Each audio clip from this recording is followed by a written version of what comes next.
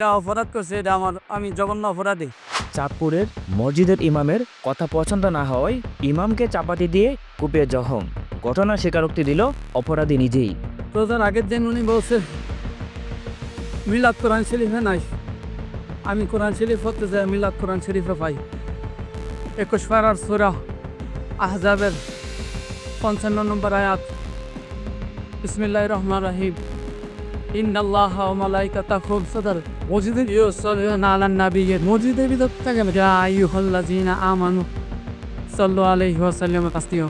শুক্রবার শহরের প্রফেসর পাড়ায় মোল্লাবাড়ির মসজিদে জুম্মার নামাজ শেষে কথা বলছিলেন ইমাম মাওলানা নুরুর রহমান। মেম্বারে তো এসে আসছে, এসে বলে আসলাউদ্দিন কি বলছে, আমি একটু কথা বলতে চাই। কোলাগুলি করতেছে কি সাইকেল এমএইটিস লোকেরা মইতেই কি করছে আমি আর দিতে তারও। সেখানে মসজিদের পাশের দোকানদার বিল্লালও ছিলেন। তখন হঠাৎ ধারালো চাপাতি দিয়ে এলোপাতারি কুয়াতে থাকে বিল্লাল। ইমামকে আহত করে পালিয়ে যাওয়ার সময় আশেপাশের লোকজন তাকে ধরে পুলিশের হাতে তুলে দেয়।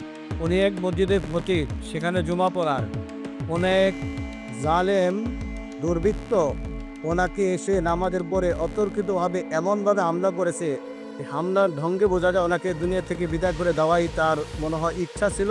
এটা অত্যন্ত কঠিন মারাত্মক একটা নেক্কারজনক ঘটনা।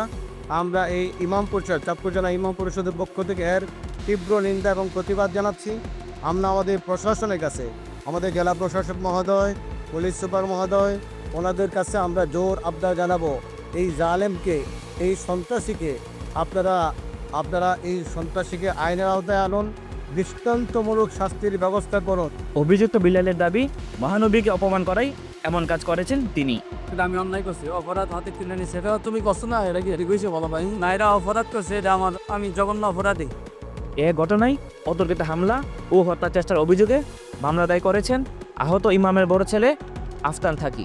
সে তার পরিকল্পনা অনুযায়ী নামাজ শেষে যখন সবাই চলে যায়, খতিব এবং ইমাম বের হয়ে যাচ্ছিলেন, এই মুহূর্তে সে অতর্কিত চাপাতি দিয়ে হামলা করে। মামলার পর পুলিশ আসামি বিল্লালকে আদালতে পাঠায়।